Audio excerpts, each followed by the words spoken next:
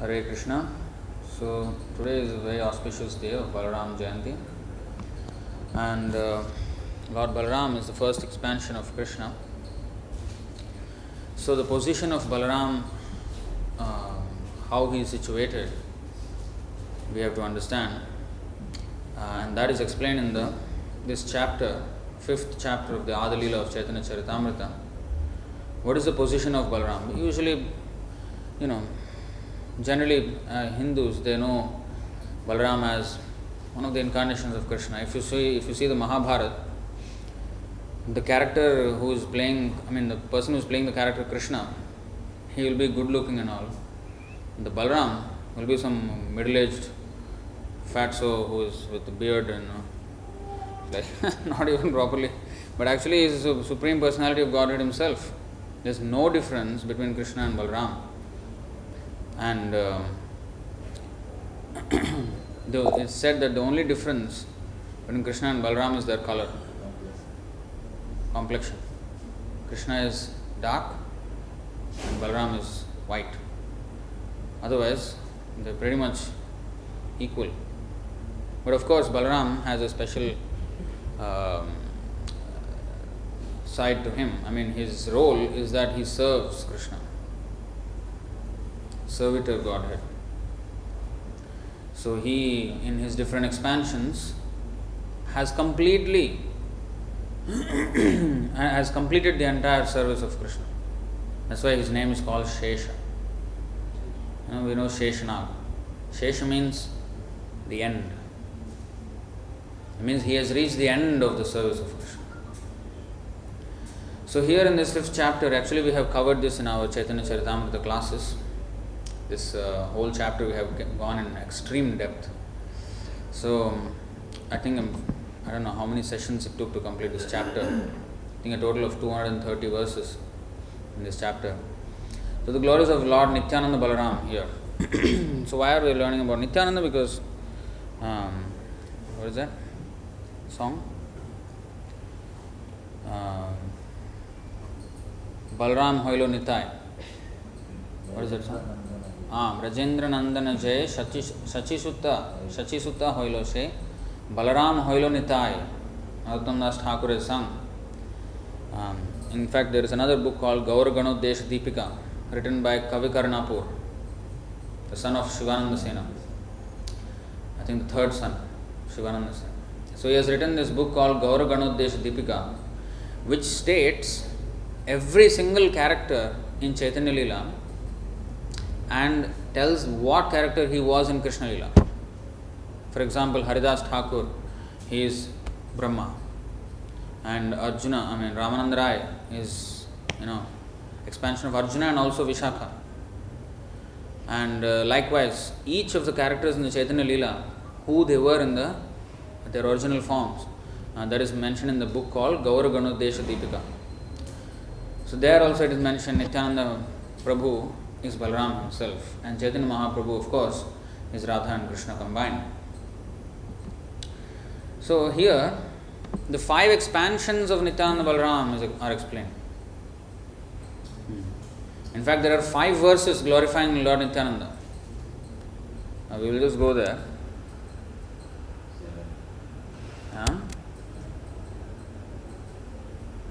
One second.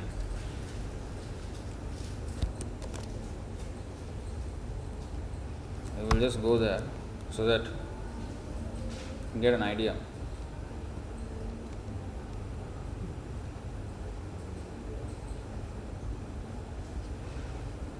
The first 17 verses of Chaitanya Charitamrita, Adalila, first chapter, are very, very important verses. And then the first 8 chapters of this Adalila are dedicated to these, especially the first 14. 3 verses after that are the Sambandhadadeva, Abhidayadadeva and Prayojanadadeva. It's technical. But you see here, I think the first 6 verses are about Chaitanya Mahaprabhu. And then the 7th verse to the 11th verse are about Nityananda Prabhu. So let's just see these verses, very nice verses. So this 7th verse is the summary mentioning all 5 expansions of Nityananda Prabhu. संकर्षणः कारणतो यशायी गर्भोदशायी च पयोब्धिशायी शेषश्च यस्यां शकलाः स नित्या नंदाख्य रामः शरणं ममास्तु. So Sankarshana means Mahasankarshan in the spiritual sky. This is the first expansion of Balaram, after Balaram. Karanatoyashayi, that means the Karanodakashayi Vishnu who lies in the causal ocean. Garbha Udashayi, Garbhodakashayi Vishnu who lies in the Garbhodaka ocean of the universe. Cha Payaha Abdhishayi, Kshirodakashayi Vishnu who lies in the ocean of milk. And then, next is Sheshaha, Sheshanag, the couch of Vishnu. Cha Yasya Amsha Kalaha, parts of plenary portions, Saha Nityananda Akhya, known as Nityananda. Rama, Lord Balaram, Sharanam Mamastu, let me take my shelter. So Sankarshana, Karanodakashayi Vishnu, Garbhodakashayi Vishnu, Kshirodakashayi Vishnu and Sheshanag. Who are the five? Sankarshana, Mahasankarshan, Mahavishnu, Garbhodakashayi Vishnu, Kshirodakashayi Vishnu and Shesha. So, I hope you know the difference, Karanodakashayi Vishnu, Garbhodakashayi Vishnu, Kshirodakashayi Vishnu, where they are situated. You know? You not know? No? Don't know what is happening. So Sankarshan, the Lord Sankarshan is in the spiritual world, Haridham. What is that? Golokanamni nijadham nichaleta tasya devi mahesha haridham asuteshu teshu tete prabhava nichaya vihitascha yena govindamadi purusham tamaham bhajami. So in the spiritual world, he is known as Sankarshan. And do you know that the name, what? Hi, my WhatsApp is not connected. I did not connect to the internet. So, in the spiritual world, what I was saying? Forgot. I was saying something. Lord Sankarshan, in fact, there are many things to be told about Sankarshan. So anyway, Sankarshan is the basis of the existence of the spiritual world. The entire material and spiritual worlds, everything rests on Sankarshan. In fact, the principle of gravity is coming from Sankarshan. You know, Akarshan means what? Attraction. Akarshan means attraction. So a magnet is called Akarsha, because it can attract. Now, gravity is also Akarshan, because everything is attracted towards the ground. But they think it is because of the mass and everything. But our Vedic explanation of attraction is Sankarshan. Sang, the prefix sam is used when it's complete. Purna means complete, but Sampurna means complete. It's like, absolutely complete. So sam, whenever it is used, it is samyak. Samyak means fully. That samyak is prefixed as sam. So Sankarshan means he attracts everything. So it is said that the hoods in the Sankarshan, in the Adisesha, the hoods in the snake form of the Lord, the universes are situated on his hoods and he doesn't even know where they are, because he doesn't even feel their existence. It is stated in this chapter. And that is how powerful he is. We are, singing Jairadha Madhava Kunja Vihari Gopijana Vallabha Girivaradhari. He has lifted Govardhan hill. Actually, that is not very great. For him, it is nothing. What to speak of Govardhan hill? What to speak of the entire earth? What to speak of the entire universe? Millions and trillions of universes are being held on the hoods of the Adisesha. and he doesn't even know. He doesn't even know. So like that it is described. So anyway, so Sankarshan is in the spiritual world. Yeah? In the material world, yeah, this was the thing I was saying which I was disconnected. So the word Vishnu, the name Vishnu is only known in the material world. In the spiritual world, he is not known as Vishnu. Because Vishnu means Vishate Yad, Tad Vishnu. Vishate means one who enters. This whole material world, when he enters this material world, that is when he is known as Vishnu. And the first Vishnu, the first incarnation in Sanskrit the word is avatar. In the spiritual world they are not called avatars, they are called amsha or kala. In fact, incarnations are also kala, amsha. In the spiritual world he is not incarnation or avatar. Avatar means one who descends. Atar means one who ascends. If you know some music, sa re ga ma pa da ni sa ni dha pa ma ga re sa. This first one, sa re ga ma pa da ni sa, this is aroha pantha, arohana, and descending is avarohana. So ava, whenever there is ava, that is descending. So when he descends from the spiritual to the material world, you descend only from a higher place to lower place, right?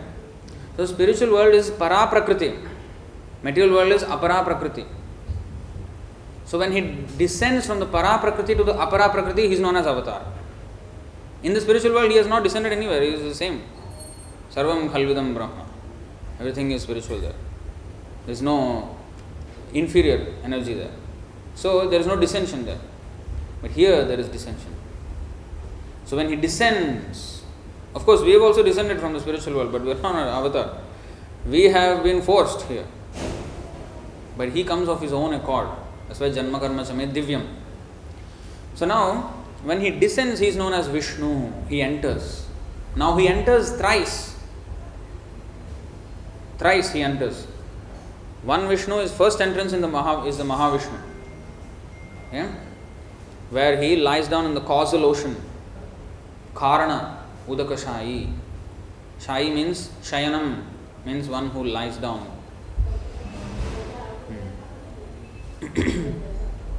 So Karanodaka Shai means one who lies down in the causal ocean. So then, what is that? Yasyai kanishvasita kalam athavalambya jivanti loma vilaja jagadanda nathaha vishnur mahansa iha yasya kala vishesho govindamadi purusham tamaham bhajami. So kala vishesha is a part of the part. Amsha means part. Kala means portion of the portion. But when you say God's portion in his own incarnate Vishnu Tattva, they are all in the same Deeparchare Vahita Shantaram Abhupeta. So anyway, he is as powerful as Krishna. But he comes and universes come out from his pores, that big. He is just breathing only. Universes are created and universes are destroyed. So now we are existing means the universes have come out. That means he is exhaling still. Still exhalation going on. One breath is one lifetime of Brahma. One breath of Mahavishnu. That big exhalation. And in inhalation everything is taken in. So that is Karanodakashaya Vishnu. First entrance. Okay? Next, Garbha Udakashaya Vishnu. This is called Garbhodakashaya Vishnu. Second entrance. Please note all these things. Second entrance, Garbha means what? Womb. Something which is dark, which is fully, tightly packed. That is called Garbha. So this universe is like a Garbha. Each universe of the millions of universes are like Garbhas, tightly packed shells. So in that he enters again, second entrance. In each and every universe he enters. And then he expands his perspiration. And then half of the universe he fills up with this water. Half.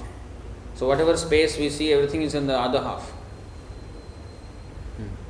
So in that there is planetary systems and all the space we see. So that is Garbhodakashaya Vishnu. There he lies on the Anantashesh. And then Lakshmi is massaging his feet, and then from his navel the lotus flower sprouts and Brahma is born. And then he engineers the rest of the universe. Now there is another planet called Shweta Dweep. Shweta means what? Dew. No. Shweta means white. Shweta means white. So Shweta Dweep. Dweep means what? Island. So planets are known as islands. Because in the ocean of space, air or ether, these are islands. So planets are also called Dweepas in that sense. So Shweta Dweep means the white island, the white planet. Why is it white? Milk ocean, the ocean of milk. So in that planet, there is an ocean of milk. Kshira sagara taranga shikara saratarakita charumurtaye bhogi bhoga shayaniya shayine madhavaya madhu vidvishe nama. It's there in the Mukundamala Stotra, 50th verse. So the Kshira Sagara, and then he is lying on this giant mountain-like serpent. Mountain-like, not just small snake, like a mountain-like serpent, Anantashesh. And then the ocean milk, the waves in the ocean. So the milk ocean, the waves are striking hard, when it hits the rock, the water just flies like this, and then there's a spray of water. That is mentioned in that Mukundamala Stotra verse. Shira Sagara Taranga Shikara Sara Tarakita Charuma. So that the heavy waves are splashing on the this Anantashesh body, and then the spray of milk is the Lord is being bathed by that milk like that. So that is Kshirodakasaya Vishnu. Why is that called the third entrance? Because in that expansion of Kshirodakasaya Vishnu, he lies down there, but then his expansion, the Paramatma, enters each and every body, each and every atom. Andantarastha paramanu chayantarastham govindamadi purusham tamaham bhajami. So each and every atom he enters into. So that is the third entrance. First entrance into the material world. Second entrance into each and every universe. Third entrance into each and every atom. 3 times he enters. That's why he's called Vishnu, one who enters. So these are the Garbha, Karanatoyashayi, Garbha Udashayi, Payobdhishayi. Paya means milk, Abdhi means ocean. So these are the expansions. Shesha,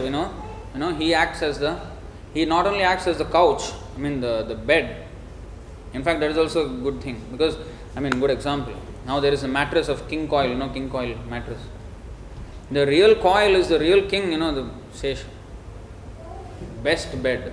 And it's also cooling. Snake is, cold-blooded. Of course, the Lord has no blood, but it's still very soft.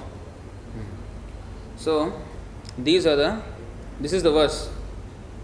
So, Nityananda Prabhu is same as Balaram. So, this is this verse. Nandakhya Rama Sharanam Mamastu. So, the translation is there. May Sri Nityananda Ram be the object of my constant remembrance. Sankarshan, Sheshanag and the Vishnus who lie on the Karana ocean, Garbha ocean and ocean of milk are his plenary portions and the portions of his plenary portions. This is the first verse about Nityananda Prabhu. Now there are 4 other verses which go into a little bit detail. First verse about Sankarshan only. Just now it is mentioned Sankarshan, all these 5. First is about Sankarshan only. Then there is Karanodakashaya Vishnu, Garbhodakashaya Vishnu, Kshirodakashaya Vishnu. I think Shesha, I don't know whether it is mentioned. Let's see. Forgot about it. So 8th verse, same. Mayatite vyapi vaikunthaloke purnaishwarye shri chaturyuha madhye rupam yasyodbhati sankarshanakhyam Tam Shri Nityananda Ramam Prapadye. I surrender unto the lotus feet of Sri Nityananda Ram, who is known as Sankarshan, in the midst of the Chaturvyuha. What is Chaturvyuha? The Lord's expansion from Balaram. There is Chaturvyuha.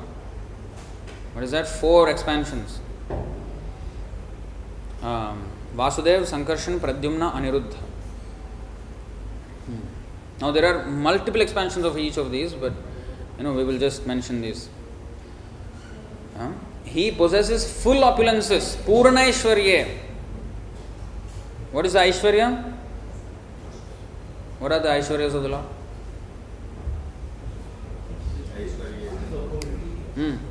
That one.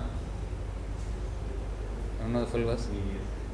Aishwaryasa Samagrasya Viryasya Yashasya Shriya Jnana Vairagyayoschaiva Shannam Bhaga Itingana. So this is from the Parashar Muni in the Vishnu Purana. The definition of Bhagavan is Aishwarya, the 6 opulences. What are they? Wealth, strength, then there is fame, beauty, knowledge, renunciation. 6 opulences. So Purna Aishwarya Shri Chaturvyuha Madhye.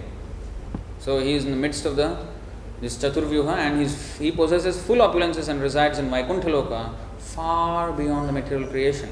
This is Sankarshan. Yeah? Next verse.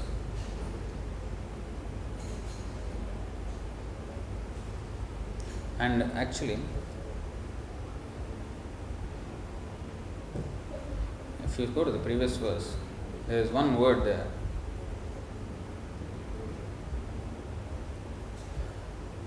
Yasya Udbhati. Okay. Now you see there is word, the verse, you see there is an interesting word. Maya Bharta Janda Sangha Shreyangah Shete Sakshat Karanam Bodhi Madhye Yasyaikam Shri Pumanadi Devas Tam Shri Nityananda Ramam Prapadye. Yasya Eka Amshaha. This word. Okay, remember this word. In the next verses we will see interesting expansions of this word. Yeah? So what is the meaning of this one? Maya Bharta, the master of the illusory energy. He is not a product of illusory energy, he is Maya Bharta. Aja Anda Sangha, of the multitude of universes, Ashraya, the shelter. So this is the Karanodakashaya Vishnu. I offer my full obeisances under the feet of Sri Nityananda Ram, whose partial representation, called Karanodakashaya Vishnu, lying on the Karana ocean, is the original Purusha, the master of the illusory energy and the shelter of all the universes. Now we are kind of Purusha, but we are fake Purushas. We are trying to be enjoyers, but we are completely overpowered by the Prakriti, which is the Maya. But he is the master of Maya. He is the real Purusha, the original Purusha. Purusha Prakriti Stohi Bhungte Prakriti Jan Gunan. 13:22 Bhagavad Gita, it is said. We are classified as Purusha there. But in 7.5 we are classified among Para Prakriti. But actually our original thing is Prakriti. But we have taken on this form of Purusha now, or taken on the tendency of a Purusha, which is not natural to us. But we are all fake Purusha. We want to be master here, but actually we are not the real master. Ishvara Parama Krishna. So, Maya Bharta. This is Karanodakashaya Vishnu. Next. Okay, remember this word, huh? Yasyaikamshaha. Yeah? Now you see. Next verse.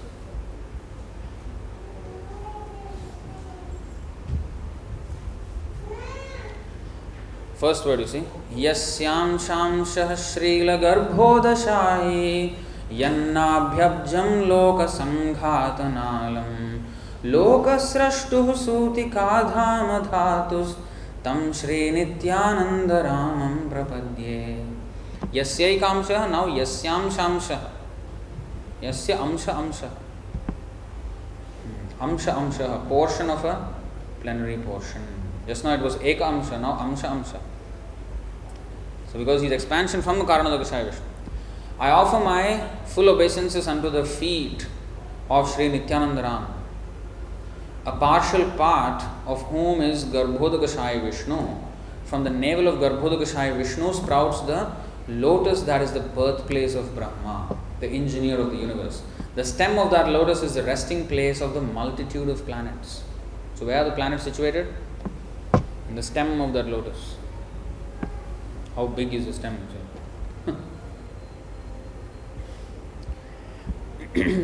Now these are all Purusha avatars, these three Purusha, Vishnu, the three Vishnu are Purusha avatars. There are 6 types of avatars.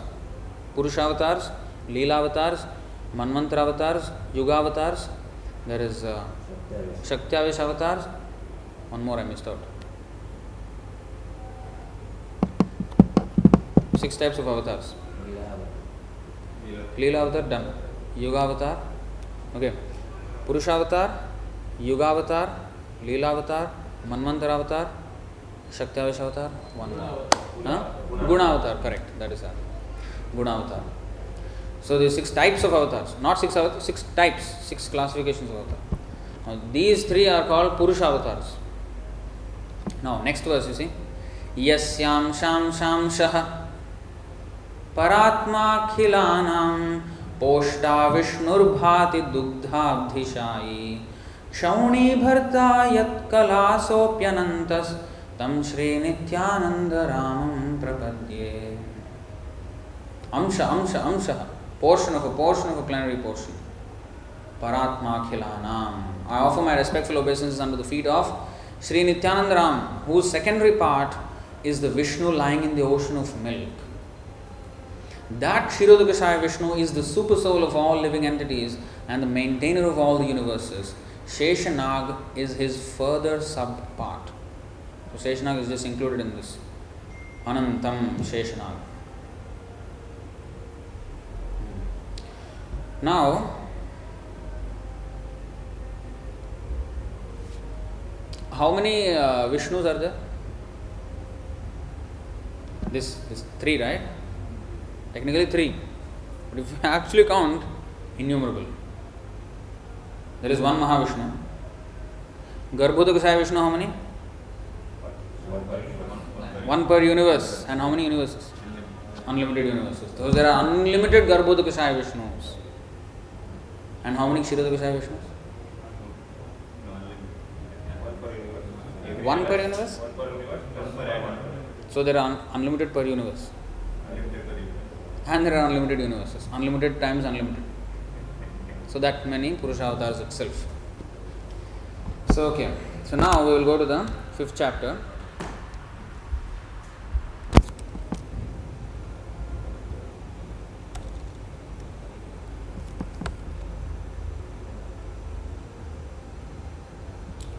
So we'll read the introduction.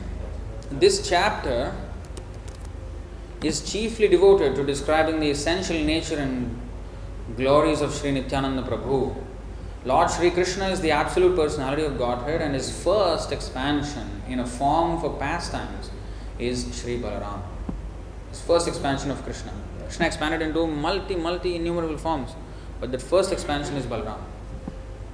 When we say first, it's not that Balaram came first and then the other incarnations came. No, that means at some point in time it happened. That it's all eternal. Although we say first, because for a shortage of language, we say first. But actually it's not that at some point in time Balaram came first and then after that, the Vasudeva Sankarshan was born and nothing like that. Eternally they are there. But just still it is considered first. Beyond the limitation of this material world is the spiritual sky, Paravyoma, which has many spiritual planets, the supreme of which is called Krishnaloka.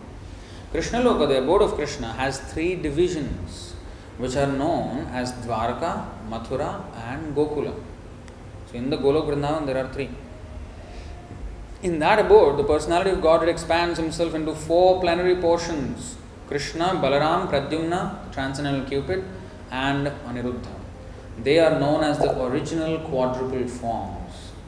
In Krishnaloka is a transcendental place known as Shvetadvip or Vrindavan. So there is another Shvetadvip in the Krishnaloka. It's known as Vrindavan there, in the Krishnaloka. So below Krishnaloka in the spiritual sky are the Vaikuntha planets.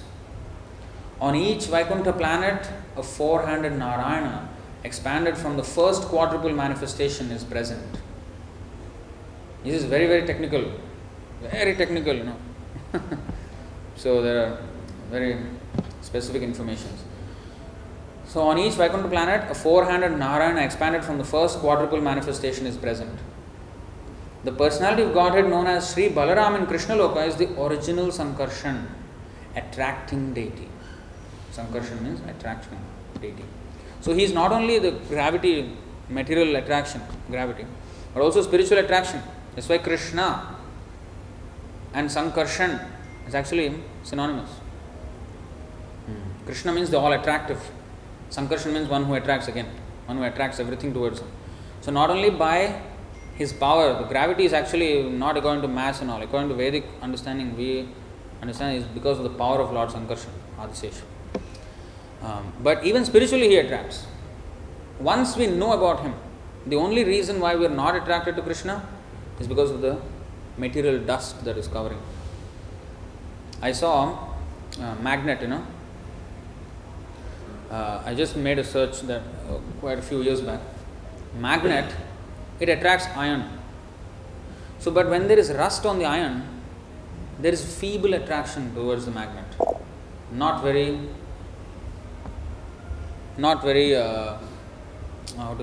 strong. Very feeble attraction when there is rust. So now we are all rusty with material, contamination.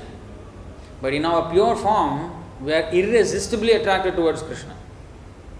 That is Sankarshan, complete attraction.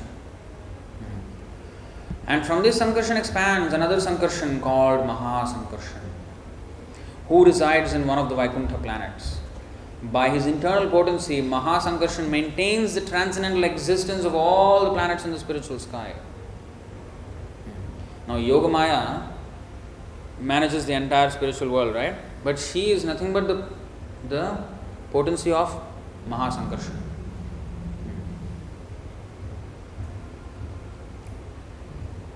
Whereas, where all the living beings are eternally liberated souls, the influence of the material energy is conspicuous there by its absence. Means there's absolutely no material energy there. If you see conspicuous, see, the meaning of conspicuous, clearly visible, attracting notice or attention. So conspicuous by its absence means what? This phrase always tricked me for many years. Why is it said like this? Conspicuous by its absence. How is it clearly visible when it's absent? No. What attraction? No, if it is not there, here it is said that the material energy is not present in the spiritual world. It is said that conspicuous by its absence. Why is it said like that?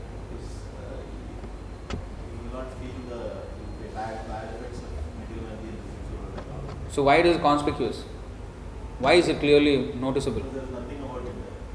It's totally absent. So why is it noticeable if it is not there? Bliss. Huh? Bliss. No, the thing is, say like for example here, if suppose now for example, Grace Prabhu, he is here. Now suddenly he goes to say traveling preaching India. Now when you come, where is Prabhu? Although he is not visible, he is the most conspicuous because you notice him because he is not there. Here it is his, in the material world, this influence of material energy is here. But there, it is not there, completely not there. And therefore it's conspicuous because it's missing there. Especially for us, Nityabadha souls. We only know Maya and nothing else.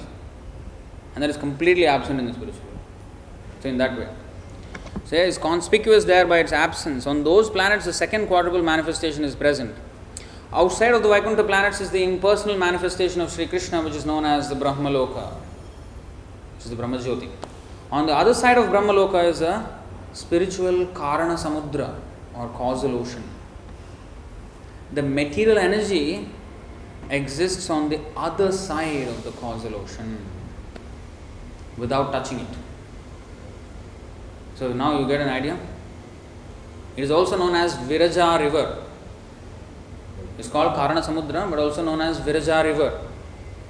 This river on this side of the shore, our side of the shore is the material world, on the other side of the shore is the spiritual world. And here on the other side, although it is material world is there, but it is not touching. Material energy does not touch the spiritual energy. In the causal ocean is Mahavishnu, the original Purusha expansion from Sankarshan. This Mahavishnu places his glance over the material energy, and by reflection of his transcendental body, he amalgamates himself within the material elements. As the source of the material elements, the material energy is known as Pradhana, and as the source of the manifestations of the material energy, it is known as Maya. This is again Maya, also two divisions, Pradhan and Maya. Pradhan and Prakriti.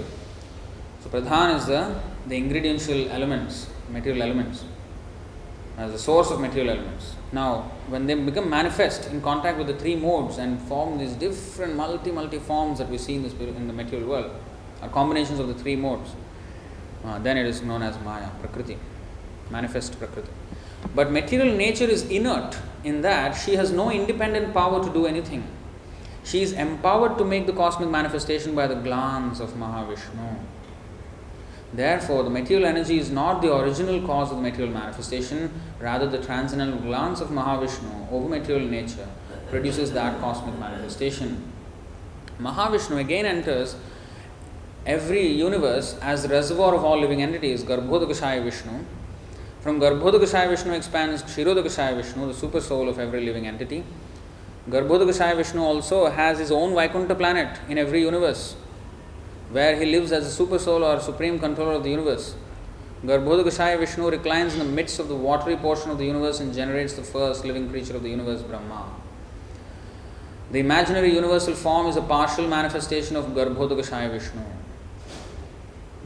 Even the universal form is manifestation of Garbhodakashaya Vishnu. In the Vaikuntha planet, in every universe, is an ocean of milk. So the Shvetadvip is actually a Vaikuntha planet in the material world. And within that ocean is an island called Shvetadvip, where Lord Vishnu lives. Therefore, this chapter describes two Shvetadvips, one in the abode of Krishna and the other in the ocean of milk in every universe. The Shvetadvip in the abode of Krishna is identical with Vrindavan Dham, which is the place where Krishna appears himself to display his loving pastimes. The Shvetadvip within every universe is a Shesha form of Godhead who serves Vishnu by assuming the form of his umbrella, slippers, couch, pillows, garments, residence, sacred thread, throne, and so on. Now, why the abode in Vrindavan Dham in the Krishna Loka is called Shvetadvip? What is white about it? Balaram. No, there is a verse in Brahma Samhita. I don't know if this thing has or not. Let me see, I can just open this.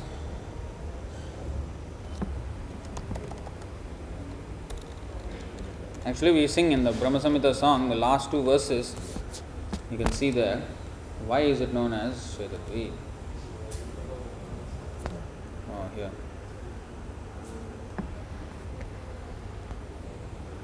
5.56, I think.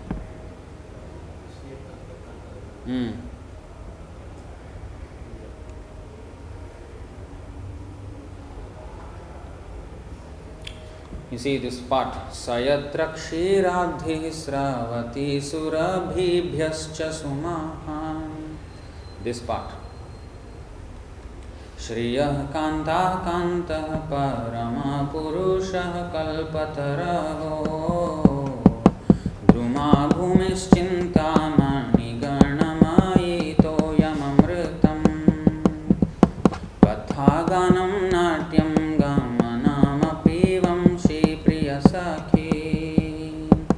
Chidanandam jyotih paramapi tada swadhyamapi cha स यत्र क्षीराब्धि सवति सुरभिभ्यश्च सुमहान् निमेषार्धाख्यो वा व्रजति नहि यत्रापि समया भजे श्वेतद्वीपं तमहमिह गोलोकमिति यम् विदन्तस्ते सन्तः क्षितिविरलचारा कतिपये. Now here it's called Shvetadvip because the ocean of milk from the Surabhi cows. Because Goloka means the abode of the cows. I think they made a movie, Planet of the Apes. But actually Krishna's Goloka is Planet of the cows. So there the milk that is flowing from them has made it all white.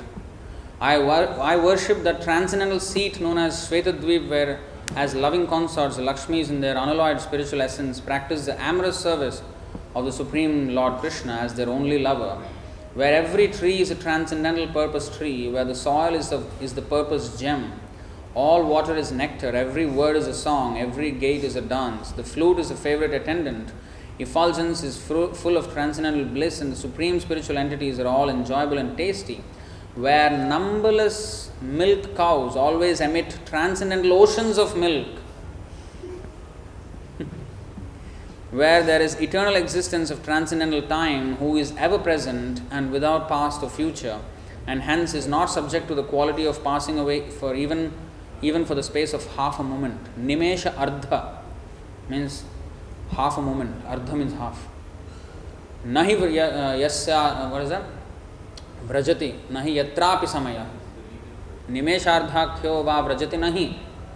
Means even half a moment does not pass in the spiritual world. So, that realm is known as Goloka only to a very few self-realized souls in this world. So, this is the reason why it is called Shvetadvip in the Vrindavan, because of the milk from the cows. Now, what is this? Contents of the Gita summarized. This was not a... Okay. So, I don't think we have much time to discuss everything about Balaram. We'll just discuss a little bit. We'll read the summary and then a couple of pastimes and we'll... So now, the Shvetadvip is the abode of Krishna and is identical with Vrindavan Dham, which is a place where Krishna appears himself to display his loving pastimes. In the Shvetadvip, within every universe, is a Shesha, form of Godhead, who serves Vishnu by assuming the form of his umbrella, slippers, couch, pillows, garments, residence, sacred thread, throne, and so on. So all the paraphernalia of the Lord is non-different from the Lord because it is the Lord himself who expanded himself as a paraphernalia. Who is that? Sankarshan, Shesha. Lord Baladev in Krishna Loka is Nityananda Prabhu. Therefore, Nityananda Prabhu is the original Sankarshan, and Mahasankarshan and his expansions as the Purushas in the universes are plenary expansions of Nityananda Prabhu. In this chapter, the author has described the history of his leaving home for a personal pilgrimage to Vrindavan and his achieving all success there. Okay, this is the other part of it. So, we can understand the position of Balaram a little bit from this summary, but if you really want to understand, you can read this whole chapter. We have also done class on this. You can read all this. So, Balaram, when he came, Krishna and Balaram, they established two very important things. Although they were born to Vasudeva and Devaki, of course transferred into the womb of Rohini. Although in Kshatriya families they were born, immediately after their birth, they were put in the Gokul. They went to Vrindavan, Gokul. There they exhibited the activities of Vaishya. Krishna is known as Gopal, and Balaram is called Haladhara. He is the holder of the plowshare. Plow is used for agriculture. So agriculture and cow protection are very, very important. And Krishna and Balaram, they demonstrated the importance. नमो ब्रह्मण्य देवाय गो ब्राह्मण हिताय च जगद्धिताय कृष्णाय गोविंदाय नमो नमः. So Namo Brahmanya Devaya. He worships Brahmanas. He is worshipped by Brahmanas and he worships Brahmanas also. Go Brahmana Hitaya Cha. He is the well-wisher of cows and Brahmanas. That means he does not wish well for others? No. If these two are taken care of, Jagat Hitaya. Hita means welfare. If Go Brahmana Hitaya is taken care of, then Jagat Hitaya will automatically be possible. Because they will lead the rest. Because they are the leaders. I mean, Brahmanas are the leaders. Cow is very essential. This veganism nonsense is, is another atheistic propaganda. So a cow means all the products of the cow. Cow urine, cow dung, and of course cow milk. And cow milk has so many preparations we can do. And all this offered to Krishna. Krishna himself ate butter. And there is one video of one so-called vegan in India. I think his name is Arvind or something.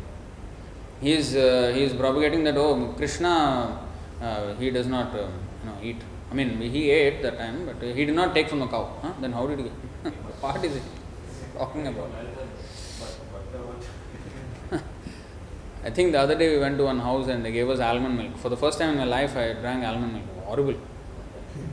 Horrible taste. So, and first, cow milk is very nutritious. Ahara shuddhau sattva suddhi. Sattva shuddhau dhruva smriti. Smriti lambhe sarva granthinam vipramoksha. This is from the Chandogya Upanishad quoted in the Bhagavad Gita chapter 3 text 11 purport. So if our ahara becomes shuddha, our food becomes pure, then sattva shuddhi, sattva means our existence becomes purified. And sattva shuddhau dhruva smriti will develop very sharp memory. And especially cow milk is very essential for this, to get that brain substance. To understand sarva granthinam, of course grantha means the scriptures, but granthinam vipramoksha means granthi means knot. Hridaya granthi. So that all the knots of our material attachment, knots means our attachment. We cannot give up. When you tie two ropes together, one cannot detach. They're knot. So like that we cannot detach ourselves because we are knotted to all our attachments. And biggest attachment is women, family. This is how everything starts. From one knot, I think 3 knots they tie. It's a dead knot, it's a dead knot. So, from that starts millions of knots. So, like that. So, these knots, sarva granthinam vipramoksha. We become released from this just by proper food. Of course, not only food, eating only. We have to. That's why I take Go and Brahmana. And also, in previous ages, it was even more significant because cow ghee is used for sacrifice, which is how to please Lord Vishnu. Now also can be done by Abhishek and also cooking. Whether we cook and offer to Krishna or we put the grains and ghee in the fire in the yajna pit, it's the same thing. It is said that the fire in the yajna, that is the tongue, the blazing tongue of Lord Vishnu. It's like the mouth and we are offering. So that is yajna process. So whether we cook and offer on the plate or like that, it is the same thing. So ghee is used in the cooking for the Lord or in the yajna process. So these are all essential for human life. So Krishna and Balaram, when they came, they taught this thing, cow protection and agriculture. All economic problems will be solved with these two. No other big CBD, financial districts and speculation and all. No, not required. Not required. After all, what we need? We need food and we need shelter. That's all. That we can get with this too. That's it. All economic problems solved. And that too, yajna, if we do, rains. Agriculture depends on rains. So, what is that?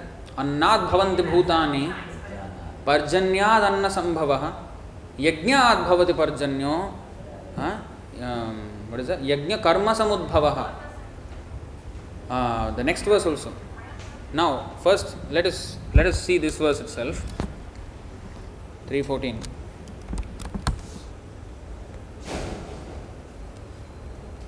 See, annad bhavanti bhutani. Everyone subsists on food grains. Now, food grains come from rains. Now, rains are not in our control. Demigods. So, to please, we must please the demigods. And they will be most pleased when Krishna is pleased. Yeah, there is of course demigod worship. But actually, they will be more pleased when Krishna is pleased. Because he will order them, give rain. So, especially in our Kali Yuga, Sankirtan Yajna. Parjanyad anna sambhavaha. By rainfall, grains are possible. By yajnad bhavati parjanyo. From yajna comes rains. Now they are trying to do this, what is that? Cloud seeding. They are going in the United Arab Emirates, they are going with a plane, putting salt in the clouds. And then trying to make them heavy and then pour down as rain. They are trying to do this kind of thing. This is not, and it's not a sure shot process. You can do here and then they will pour there, Your country, nothing, the enemy country got all the water. So anything can happen. The winds can just, it's very, and it can cause a lot of problems also. It can disrupt the eco balance. So anyway, the way how to do it is by yajna. Yajna karma samudbhavaha. Now yajna comes from prescribed duties. Now prescribed duties come from where? Next verse. Karma brahmodbhavam vidhi brahmakshara samudbhavam tasmat sarvagatam brahma nityam yajne pratishthitam. Karma, these prescribed duties are prescribed where? Prescribed means by who? Where? What? Brahma udbhavam. Brahma means the Shabda Brahma, the Vedic literature.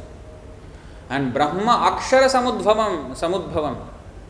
Akshara means the Supreme Lord. So the Vedas are coming from the Supreme Lord, and the Vedas prescribe duties. From prescribed duties come yajna. From yajna comes rains. From rains come grains. From grains form our subsistence in this material world. So everything is connected to, even our material necessities are connected to our connection with Krishna. And therefore, tasmat sarvagatam brahma nityam yajne pratishtitam. Regulated activities are prescribed in the Vedas, and the Vedas are directly manifested from the Supreme Personality of Godhead. Vedo Narayana Sakshat, Apaurusheya. All these words say the same thing. Consequently, the all-pervading transcendence is eternally situated in the acts of sacrifice. It's like Krishna said, what is that? Naham disthami vaikunthe, naham yoginam hridayeshu va, tatra disthami narada, yatra gayanti madhata. I am there where my devotees are glorifying me. This is Sankirtan. Wherever there is Sankirtan Yajna going on, I am there. This verse also says the same thing. What is that? The all-pervading transcendence is eternally situated in acts of sacrifice. Tasmat sarvagatam brahma nityam yajne pratishtitam. Yajna, wherever there is yajna going on, in our case Sankirtan Yajna, pratishtitam, tatra tisthami, Narada. So Krishna is there, and then when Krishna is there, what? Tasmannapo matarishva dadhati. Ishopanishad, 4th verse. He is the controller of the god of wind and rain and everything. So they will automatically give all. Govardhan Puja is the same thing. No need Indra worship Govardhan. Non-different from Krishna.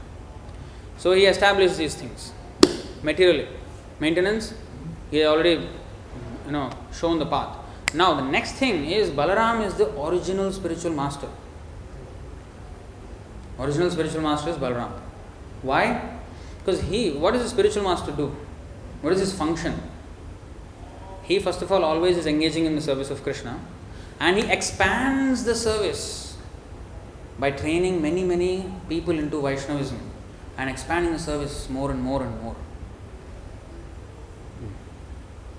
And Shesha, the expansion of Balaram, is the epitome of service to the Lord.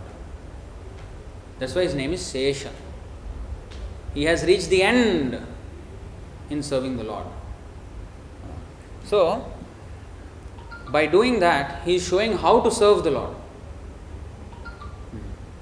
As Balaram, you can see he massages Krishna's legs, and he takes care of him like the elder brother. In Ram's incarnation, Ramachandra, Lakshman took that role, but he as a younger brother, he always was serving. So always he is a servitor Godhead, and he expands the service. And like Vishwambara Prabhu yesterday, there was some discussion. So Vishwambara Prabhu also pointed out that this, of course in the Chaitanya Charitamrita also it is there, Bhagavatam also. So in the 11th canto of Srimad Bhagavatam, there is the description of the Paramatma. How Chaitya Guru, 11:29-6. नैवोपयन्त्यपचितिं कवयस्तवेश ब्रह्मायुषापि कृतमृद्धमुदः स्मरन्तः योऽन्तर्बहिस्तनुभृतामशुभं विधुन्वन् आचार्यचैत्यवपुषा स्वगतिं यनक्ति. O my Lord, transcendental poets and experts in spiritual science could not fully express their indebtedness to you, even if they were endowed with the prolonged lifetime of Brahma. For you appear in two features, externally as the Acharya and internally as the Supersoul, to deliver the embodied living being by directing him how to come to you. So he is sitting as Supersoul and he is seeing our desire. Once we manifest a little bit desire for our betterment, spiritual betterment, he will show. According to our desire, he will show. If you want to get cheated, he will let us go with the cheater and get burnt with the cheater. But once we are really, really wanting to learn about who am I, why am I here, then he will lead us to the proper Guru. And also, we have the thing called conscience. Conscience, even a material man can experience that. Like suppose when he is about to do something bad, maybe he is wanting to rob a bank, for example, or murder someone. Something tells him that I should not do this. What is that something? That is the voice of the Paramatma. He suggests, no, it's not good for you, don't go there. But if I persist, then he says, okay, your will. Then you have to suffer the consequences. Free will is there, but consequences are also there. We can do whatever we want, but then the consequences. So we have to weigh in what we really, if we really want Swarthagatim, if we are interested in our self-interest, then we have to surrender to Vishnu or Krishna. So he comes as Guru, Chaitya Guru, and Balaram is the original spiritual master. And he is called Bala Ram. Bala means strength. Strength. Now, what kind of strength? Not bodybuilder strength, soul builder strength. Body useless. The soul, spiritual strength. Spiritual strength means there is very nice verses, but I will show you this one.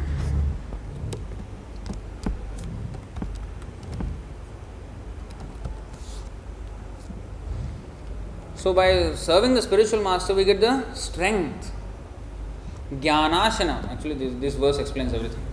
So this is Srimad Bhagavatam 7:15-45. Yavan nirkaya rathamatma vashopakalpam dhatte garishta charanarchanaya nishatam jnanasimachyuta balo dadhadastra shatru svananda tushta upashanta idam vijahyat. Jnanasim. What is that? Jnanasim? The sword of knowledge. Nishatam. Nishatam means sharpening. So now let's read this translation and purport. Very, very important.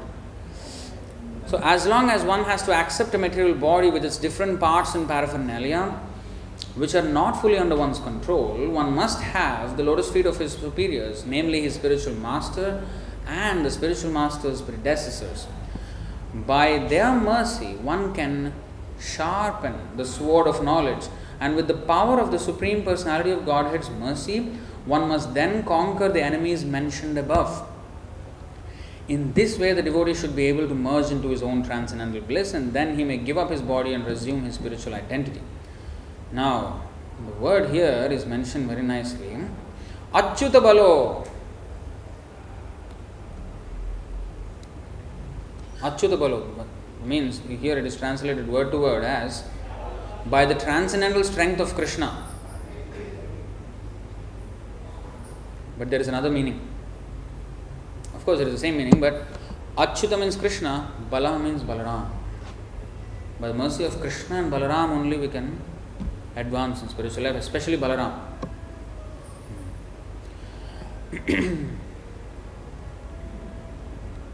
I think in the birth of Krishna also it is explained. I remember reading in the Krishna book. Huh? Yeah.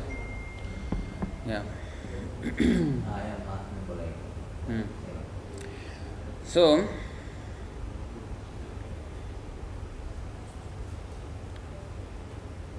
think, of course, it's a very long purpose. I think we'll read the whole thing anyway. Here also, Achyutabala already is mentioned there. So, in the Bhagavad Gita 4.9, the Lord says, Janma karma chame divyam evam yo vetti tattvataha tyaktva deham punarjanma naiti mame iti sorjuna. One who knows the transcendental nature of my appearance and activities does not, upon leaving the body, take his birth again in this material world, but attains my eternal abode, O Arjuna. This is the highest perfection of life, and the human body is meant for this purpose. It is said in the Srimad Bhagavatam 11:20-17, Nirdehamadyam sulabham sudurlabham plavam sukalpam guru karnadharam mayanukulena nabhasvateritam puman bhavabdhim nataretsa atmaha. This human form of body is the most valuable boat, and the spiritual master is the captain, Guru Karnadharam, to guide the boat in plying across the ocean of nescience. The instruction of Krishna is a favorable breeze. One must use all these facilities to cross over the ocean of nescience. Since the spiritual master is the captain, one must serve the spiritual master very sincerely, so that by his mercy one will be able to get the mercy of the Supreme Lord. A significant word here is Achyuta Bala. The spiritual master is certainly very merciful to his disciples, and consequently by satisfying him, a devotee gets strength from the Supreme Personality of Godhead. Very important. Sri Chaitanya Mahaprabhu therefore says, Guru Krishna Prasade Paya Bhakti Lata Bij. CC Madhya 19.151. One must first please his spiritual master, and then one automatically pleases Krishna and gets the strength with which to cross the ocean of nescience. So we will get Bala by serving the spiritual master, who is expansion of Balaram. If one seriously desires to return home back to Godhead, one must therefore become strong enough by pleasing the spiritual master. If the spiritual master is not pleased, we are not spiritually strong. You cannot become spiritually strong by displeasing the spiritual master. For thus one gets the weapon with which to conquer the enemy, and one also gets the grace of Krishna. Now here, simply getting the weapon of jnana is insufficient. It is like having a sword which is blunt. You hit somebody, nothing happens to him. Because it is not sharp. You have to sharpen it. Nishatam, sharpening. So one must sharpen the weapon by serving the spiritual master and adhering to his instructions. So having knowledge is not enough. Service. Then the candidate will get the mercy of the Supreme Personality of Godhead. In general warfare, one must take help from his chariot and horses in order to conquer his enemy, and after conquering his enemies, he may give up the chariot and his paraphernalia. Similarly, as long as one has a human body, one should fully use it to obtain the highest perfection of life, namely going back home, back to Godhead. The perfection of knowledge is certainly to become transcendently situated, Brahma Bhuta 4:30-20. As the Lord says in Bhagavad Gita 18:54, Brahma Bhuta Prasannatma Nashochati Nakangshati Samah Sarveshu Bhuteshu Mad Bhaktim Labhate Para. See, Balaram, Ram means one who is the reservoir of pleasure. So if we have the strength, Bala, spiritual strength, then we can experience the Ananda, Arama. What is that? Atma Rama. Atma means self. Arama means one who is enjoying. So one can enjoy life if we are spiritually strong. Balaram means that. He is the embodiment of spiritual strength and he is always blissful. And if we take shelter of him, we also will become blissful. That's why his name is Nityananda. Ananda means bliss. Nitya means eternal, eternally blissful. Brahma Bhuta Prasannatma. Once we serve the spiritual master, we get spiritual strength to cross over the ocean of material existence. Then we become Brahma Bhuta, situated. Now we are in what? Jiva Bhuta. Jiva means Atma, soul. Is only known as Jiva in this material world. In the spiritual world, it is not known as Jiva.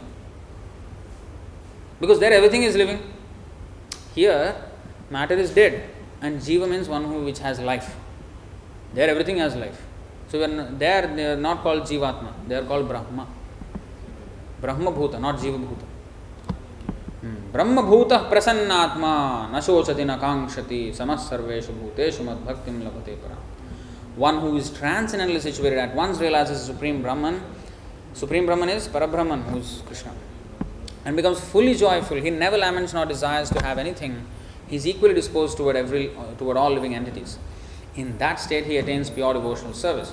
Simply by cultivating knowledge as the impersonalists do, one cannot get out of the clutches of Maya. One must attain the platform of Bhakti. Bhaktyamam abhijanati yavan yaschasmi tattvataha tato mam tattvato jnatva vishate tadanantaram. One can understand the Supreme Personality as he is only by devotional service. And when one is in full consciousness of the Supreme Lord by such devotion, he can enter into the kingdom of God. 1855 of Bhagavad Gita. Unless one has attained the stage of devotional service and the mercy of the spiritual master in Krishna, there is a possibility that one may fall down and again accept a material body. Therefore, Krishna stresses in Bhagavad Gita, Janma karma cha me divyam evam yo vetti tattvataha tyaktva deham punarjanmana iti mameti sorjuna. One who knows the transcendental nature of my appearance and activities does not, upon leaving the body, take his birth again in this material world, but attains my eternal abode also. That means, only when we do not know Krishna, then we will fall down. The word tattvataha, meaning in reality, is very important. Tato mam tattvato jnatva. See how he connected these verses, 1855 and 49. He said, Janma karma chame divyam evam yoti tattvataha. If you know me in reality, my birth and activities, then you will come back to me. But how to know in reality? Bhaktyamam abhijanati yavan yaschasmi tattvataha. Unless one understands Krishna in truth by the mercy of the spiritual master, one is not free to give up his material body. As it is stated, Aruhya krichrena param padam tataha patantyadhona dhritayushmadangrayaha. 10-32. If one neglects to serve the lotus feet of Krishna, one cannot become free from the material clutches simply by knowledge. Even if one attains the stage of Brahmapadam, merging in Brahman without bhakti, he is prone to fall down. That means even if we go to Brahman, we don't have the mercy of Balaram. Only when we take to bhakti, under the guidance of spiritual master, then we get the strength from Balaram. Then we will not fall down. One must be very careful in regard to the danger of falling down again into material bondage. The only insurance is to come to the stage of bhakti from which one is sure not to fall. Then one is free from the activities of the material world. In summary, as stated by Sri Chaitanya Mahaprabhu, one must get in touch with a bona fide spiritual master coming in the parampara of Krishna consciousness, for by his mercy and instructions, one is able to get strength from Krishna. Thus, one engages in devotional service and attains the ultimate goal of life, the lotus feet of Vishnu. Now, significant in this verse are the words Jnanasim Achyuta Balaha. Jnanasim, the sword of knowledge, is given by Krishna, and when one serves the Guru and Krishna in order to hold the sword of Krishna's instructions, Balaram gives one strength. Now, why we need sword? Why knowledge is compared to sword? Because we have knots, dead knots. If you like many knots are there and it's all messed up. And the best way to come out of it is not to, take out this knot, take out that knot, take out this knot, and then when you're doing this, then somewhere else knot. This is how material world is. You are trying to solve one problem, another problem is coming, another problem is coming. One day I told this example, right? Story. I think some of you have maybe heard, I don't know. In the live stream I told.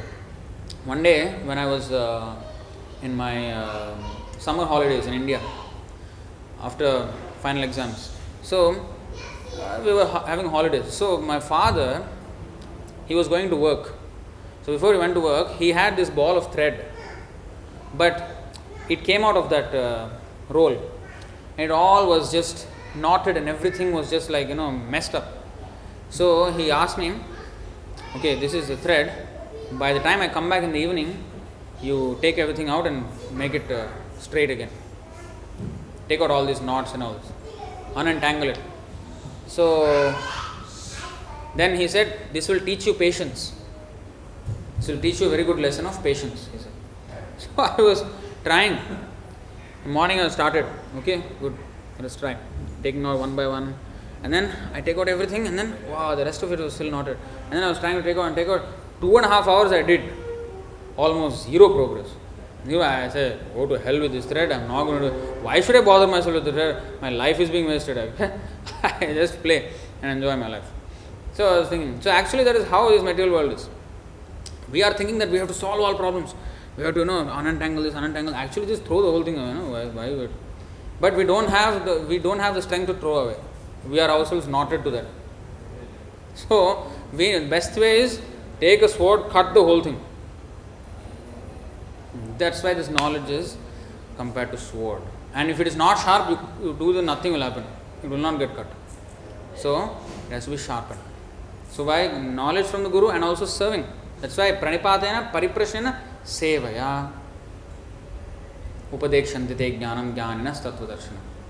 So now Jnanasam, the sword of knowledge, is given by Krishna, and when one serves the Guru and Krishna in order to hold the sword of Krishna's instructions, Krishna's instruction and the sword. That's why they're very sharp words. Sometimes, Bhagavatam, people are scared to hear Bhagavatam class. Prabhu, very heavy, Prabhu. So, it's sharp. We have to be sharp. Otherwise, how the knot is going to be cut? Soft word. Hare Krishna, please come, take prasadam, take Saranamrita, take darshan, go away. It's good. Not saying not. Knowledge should be there, awakening should be there. Every temple, this is what happens. People just come, do some archana, take some chakra pongal and then go back home. This is what people are doing, all puliyogre, pulisore. Eating, going back. Nothing happening. No change. Same tea and coffee after 50 years. That also cannot give up. And sometimes in some temples, tea, they are serving tea. I think Lakshmi Narayan temple. You go there, like we give Charanamrita, they give tea, coffee. There is their Charanamrita. This is Visham. This is not Amritam. Sudham parityajya Visham pibante. This is what they are doing. They are giving up the nectar and drinking poison. Now, Balaram gives one strength to hold Krishna's instructions, the sword of Krishna's instructions. Balaram is Nityananda. Vrajendranandana Jay, Sachisuta Hoilo Shay, Balaram Hoilo Nitai. This Balaram comes with Sri Chaitanya Mahaprabhu, and both of them are so merciful that in this age, one may very easily take shelter of their lotus feet. They come especially to deliver the fallen souls of this age. Papi tapi jato chilo hariname uddharilo. Their weapon is Sankirtan, Harinam. Thus one should accept the sword of knowledge from Krishna and be strong with the mercy of Balaram. We are therefore worshipping Krishna Balaram in Vrindavan. Of course, we also have Krishna and Balaram, Jagannath and Baladev. In the Mundaka Upanishad it is said, 3.2.4, Nayamatma balahinena labhyo nacha pramadat tapaso vapya lingat etairupayair yatate yastu vidvams tasyaisha atma vishate brahmadhama balahinena labhyo nayamatma balahinena labhyo. Now, one cannot attain the goal of life without the mercy of Balaram. Sri Narottam Das Thakur therefore says, Nitayar Karuna Habe Vraje Radha Krishna Pabe. When one receives the mercy of Balaram, Nityananda, one can attain the lotus feet of Radha and Krishna very easily. Sheshambandha nahi jar, britha janma gelotar, vidya kule ki kori betar. if one has no connection with Nitai, Balaram, then even though one is very learned scholar or jnani or has taken birth in a very respectable family, these assets will not help him. We must therefore conquer the enemies of Krishna consciousness with the strength received from Balaram. This is the importance of Balaram in our spiritual life. Without this, no spiritual strength. So you see how we have understood now, Balaram is the first expansion of Krishna. From him come 5 other expansions in the service of the Lord as Sankarshan, as Karanodakashaya Vishnu, Garbhodakashaya Vishnu, Kshirodakashaya Vishnu, Anantashesh. 5 incarnations. And he is serving the Lord in all these. And you know now where these incarnations are situated.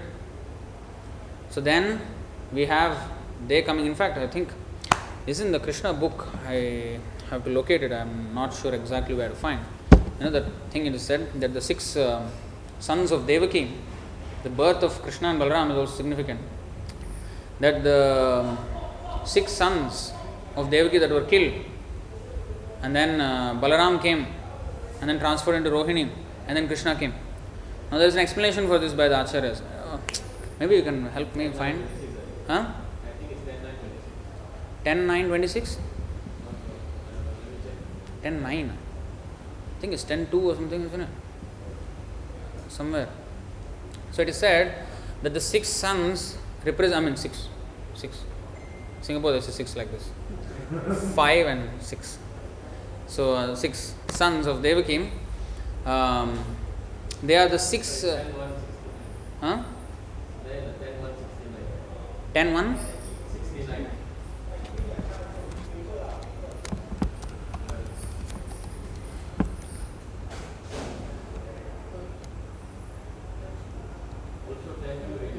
What is 10:169? 10:169. Purport is just one line. Oh, additional.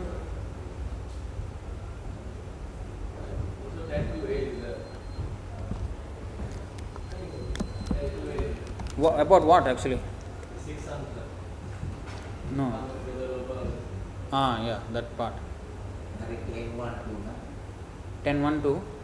So many verses are there. Okay, wait. What is 10:1:2?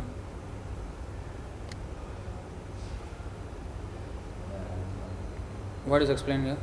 Is it the 6? 6 sons of Marichi are killed by fear. Then the 7 pregnancy they go to 55 the appearance of Supreme. After 6 months, Kama, Krodha, Lobo, Moha, others. 10:1:2. Where is it mentioned? I can't see that part. In 1. Again, tell me the number exactly. 10, 1, 1, It's not 10:1:2. I'm not seeing anything here.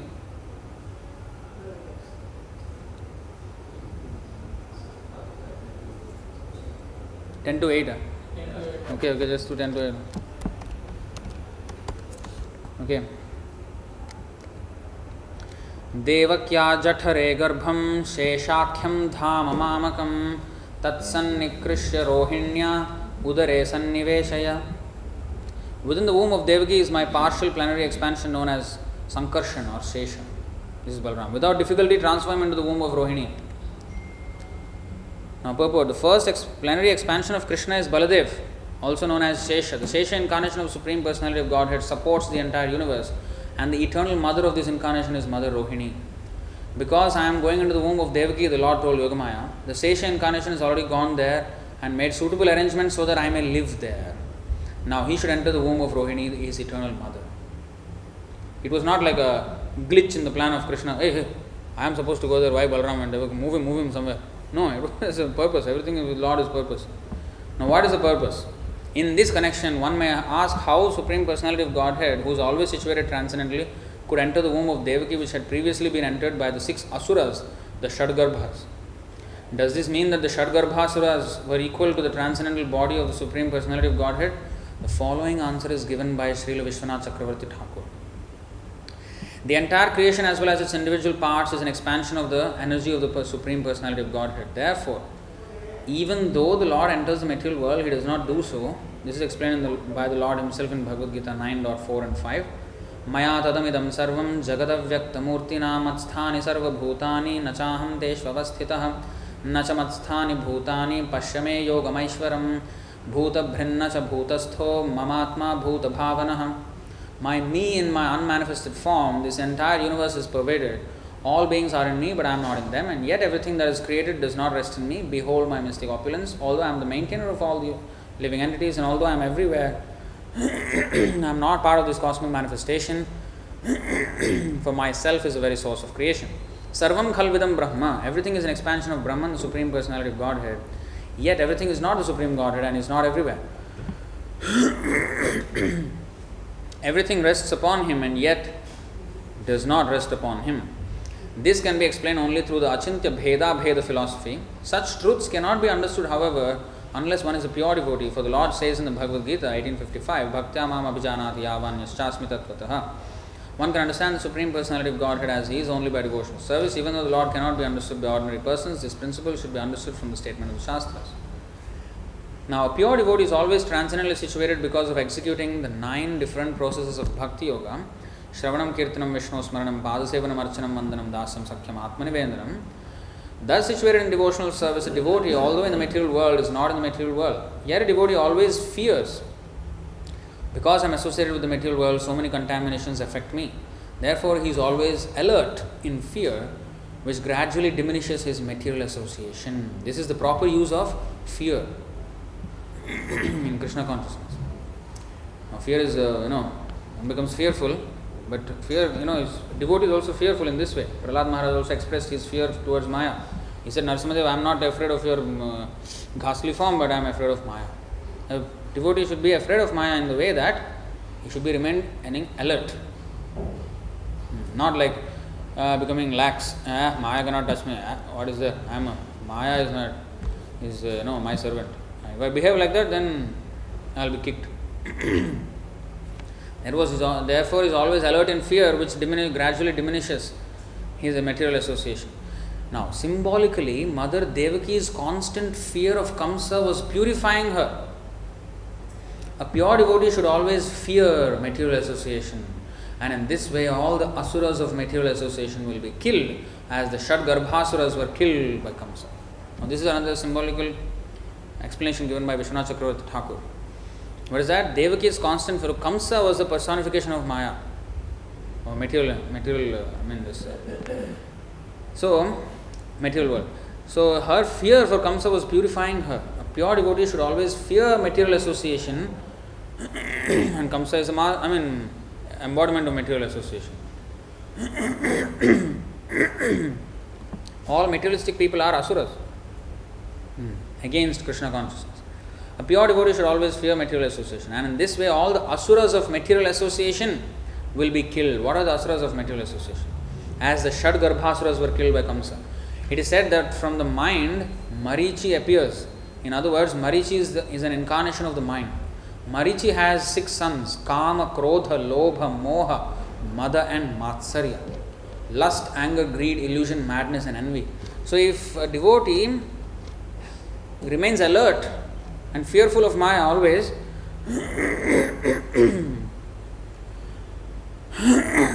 then he can easily give up these 6 dirty things. Kamadinam katina katidha palita durnideshas tesham jata mayina karuna natra pano pashanti utsrajyaitan athayadupate sampratam labdha buddhis tvamayatah sharanamabhayam mam niyung shvatmadasye. So there it is said in this verse that Kamadinam katina katidha palita. So I have been serving this Kamadinam, beginning with Kama, all these 6.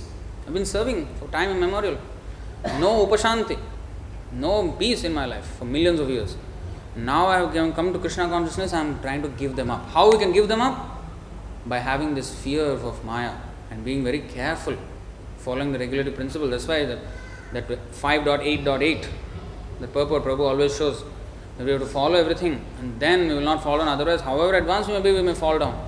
Prahlad Maharaj also expressing his fear towards Maya. So Devaki's fear towards Kamsa is symbolical to the devotee's fear towards material existence. And if he has that, and if he is careful in his Krishna consciousness, then Kama, Krodha, Lobha, Moha, Mada, Matsarya, lust, anger, greed, illusion, madness, envy will be dispelled. And then what happens? The Supreme Personality of Godhead appears in pure devotional service. This is confirmed in the Vedas. Bhakti revainam darshayati. That's a good shloka to remember. Bhakti revainam darshayati. Only bhakti can bring one in contact with the Supreme Personality of Godhead. The Supreme Personality of Godhead appeared from the womb of Devaki, and therefore Devaki symbolically represents bhakti, and Kamsa symbolically represents material fear. When a pure devotee always fears material association, his real position of bhakti is manifested, and he naturally becomes uninterested in material enjoyment. When the 6 sons of Marichi are killed by such fear, and one is freed from material contamination, within the womb of bhakti, the Supreme Personality of Godhead appears. Thus, the 7th pregnancy of Devaki signifies the appearance of the Supreme Personality of Godhead. After the 6 sons, Kama, Krodha, Lobha, Moha, Mada and Matsarya are killed, the Sesha incarnation creates a suitable situation for the appearance of the Supreme Personality of Godhead. So one's heart is purified by the strength of Sesha or Balram, and then our heart is ready to receive Krishna. Just like when you invite somebody to your home, if everything is dirty, couch all dirty, chair all dirty, you will first dust it all, no? Come, sit down here. So like that, we have to clean our heart. So these dirty things must go. To place like Hanuman, he could show Sita Ram. How? It was pure heart. If our heart is full of dirt, then we cannot show like this. You open and then die. So like Shila Tankaya. Shila Tankana Khalai. So that's what will happen. So, in other words, when one awakens his natural Krishna consciousness, Lord Krishna appears. This is the explanation given by Srila Vishwanath Chakravarti Thakur. So, Lord Baladev creates a suitable situation in our heart, gives us a spiritual strength to place Krishna in our heart. Tumara Hridaya Sada Govinda Vishram. Song by Narottam Das Thakur. Baro Karuna Karo Vaishnava Gosai. So all this is there. These are the significance of Lord Balaram. So we'll stop here. You can read more from the Krishna book about his killing of Pralambasura, so many things. Dhenukasura. And of course, in fact, he also has his own set of gopis. Many things are there in the Krishna book. And then, Nityananda Prabhu, of course, is Balaram himself. So these things we have to take note. Alright, we'll stop here. Jai Shri Shri Balaram Bhagwan ki Jai, Krishna Balaram ki Jai, Vrindavan Dham ki Jai, Nitai Gaur Premanandi, Balaram Jayanti Maha Mahotsav ki Jai.